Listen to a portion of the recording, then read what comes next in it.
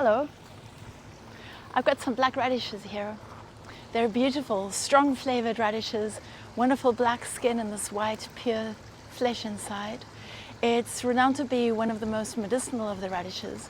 And so I've planted it here in the healing garden, which will help to remove toxins from the body. The radishes are really in seed at the moment, so I've been waiting quite a while for them to make these large, mature pods, and I'm going to be harvesting these seeds today. So there's not much fuss about harvesting seeds, except it's really important that you get it at a time when it's ripe and it's dry. So I'm going to just start picking some of these,